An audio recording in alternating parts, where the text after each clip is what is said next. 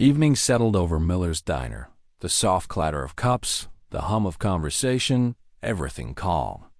Until a single sound shattered it. Smack. Heads turned. A decorated old veteran, his cap marked by years of service, had just been slapped by a young man full of ego and anger. "Watch your mouth, old man," the bully shouted, grinning as his friends recorded on their phones. The veteran's hands trembled, but he didn't raise his voice, only fixed his crooked cap and lowered his gaze. What no one there knew was that the quiet soldier's daughter ran Homeland Security.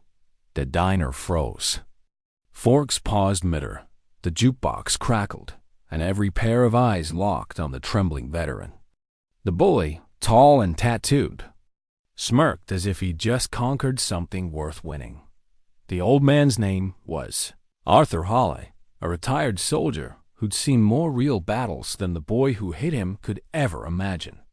He didn't fight back.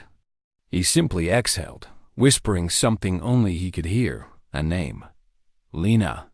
Outside, the night lights of the city flickered against the glass. Arthur reached for his coffee cup, his wrinkled hands shaking. The bully's friends laughed louder, pushing their phones closer. "Come on, old man," one jeered. "Say something heroic." Arthur stood, his back straighter now, eyes calm. He looked at the young man and said quietly, "You have no idea what respect costs, son." That single sentence made the laughter fade. For a second, no one spoke. Then the bully shoved him again, harder this time. Arthur stumbled but didn't fall. The waitress screamed for them to stop, and someone finally called 911. By the time the sirens approached, the veteran was gone. He'd left behind only his cap on the table, the same one that bore his unit's insignia. Across town, in a secure federal building, Director Lena Hawley received a call from the local police. "Ma'am, we think your father was attacked tonight." Her face turned pale, but her voice stayed steel cold. "Send me everything, now." And as the clock struck midnight, one thing became clear. This wasn't going to end quietly. The bully thought it was over. He had no idea who had just found out his name. The next morning, sunlight spilled through the blinds of a downtown field office, but inside, the air was ice cold. Director Lena Hawley stood in front of a wall of monitors, each screen replaying the same grainy diner footage. Her father's face, the slap, the laughter, the silence after. No one in the room dared to speak. "Who are they?" she finally asked. Her tone was calm, too calm. The kind of calm that comes right before a storm. An agent cleared his throat. "Locals, ma'am. College dropouts. Known for bar fights. One of them, Dylan Cooper, posted the clip online. It's already gone viral." Lena's jaw tightened. The sound of her father's humiliation echoed in her head, louder than any explosion she'd ever heard on duty. She turned toward the window, watching the city move below. "My father wore that cap for 40 years, she whispered. "He fought for people who don't even remember his name. And this is how they treat him?" The agent hesitated. "What do you want us to do?" Lena didn't answer immediately. Her eyes drifted back to the video, to the bully's face frozen mid-laugh. "Nothing yet," she said quietly. "Sometimes the worst punishment is silence." But inside her chest, a storm had already begun. By noon, the viral clip reached over 1 million views. By evening, Arthur Hale's front door was surrounded by reporters. And by nightfall, the same young man who had slapped him started receiving messages, strange ones, from anonymous accounts, each saying the same 3 words: "You hit family." The bully still thought it was a game, until his world began to turn against him. By the next morning, the diner bully, Dylan, was everywhere. News anchors replayed his slap in slow motion. Social media burned with rage. Hashtags demanded justice. But what frightened Dylan wasn't the cameras outside his door. It was the silence inside.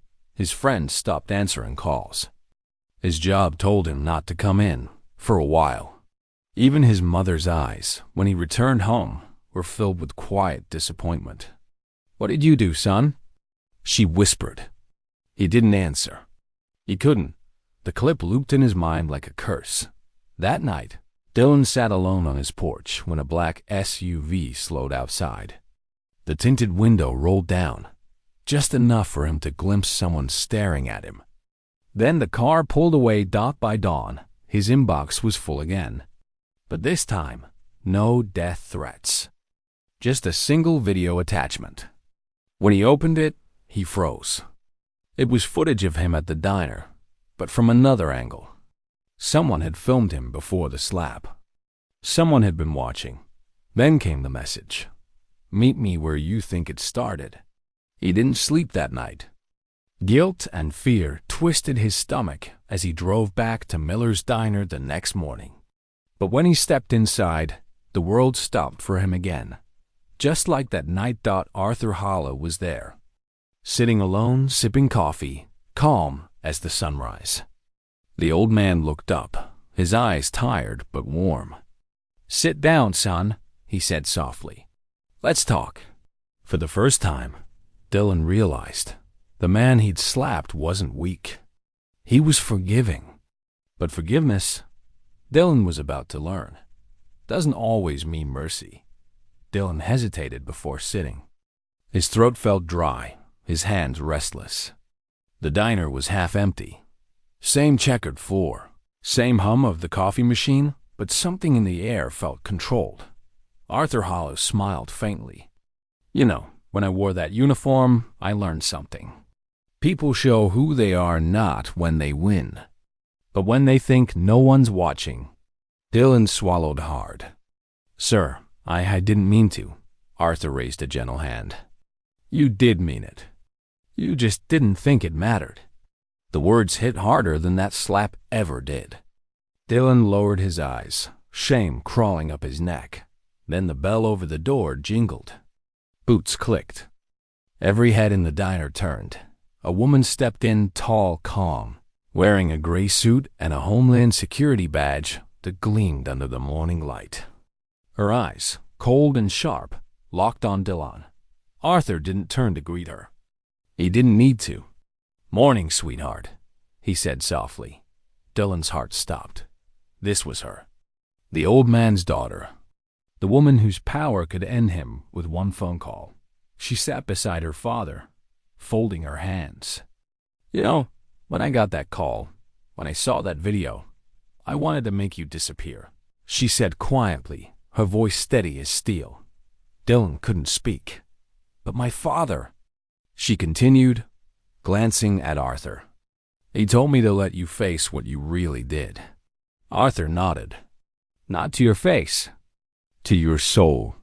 Dylan blinked, confused. Then she slid a file across the table, his entire record, every lie, every fight, every post. "You were lost long before that night," she said. And as the file closed, Dylan realized this wasn't punishment. It was judgment. Dylan stared at the file, pages trembling in his hands. Every mistake, every cruel joke, every careless act, it was all there. His reflection blurred in the diner's window, and for the first time, he saw himself clearly, not as a victim of consequence, but as the cause. Arthur leaned back, his voice calm. "You see, son, I've seen men face war, but the hardest battle is looking in the mirror and not liking who you've become." Dylan's throat tightened. "Why are you doing this? You could have destroyed me." Arthur smiled faintly. "Because someone once gave me a second chance, too. I'm just passing it forward." Silence filled the diner, the kind that felt heavier than any sentence. Then Arthur's daughter stood. "You're not walking away from this, Dylan," she said. "You'll report to the Veterans Rehab Center, volunteer work. You'll serve meals, clean floors, listen to their stories. Maybe then you'll learn the value of respect." Dylan nodded slowly. There was no fight left in him, only understanding. Arthur stood, offering his hand. For a moment, Dylan hesitated, then took a dot. The grip was firm, steady, forgiving. "I'm sorry," Dylan whispered. Arthur's eyes softened. "I know." As they stepped out of the diner, the evening sun broke through the clouds. The same light that had fallen on humiliation now shone on something different: redemption. A few days later, a quiet video went viral again. This time, it showed the same diner, but Dylan was behind the counter, serving coffee to veterans with a humbled smile. No one clapped. No one cheered. But Arthur, watching from the corner, simply nodded. Because some slaps echo in shame, and others in change. And that's how one reckless slap changed 3 lives forever. A bully learned humility. A daughter rediscovered her father's strength. And a nation was reminded that real heroes don't always wear uniforms. Sometimes they just sit quietly at the corner of a diner. If this story moved you, show some love with a like. And don't forget to subscribe for more stories that reveal the heart behind the headlines.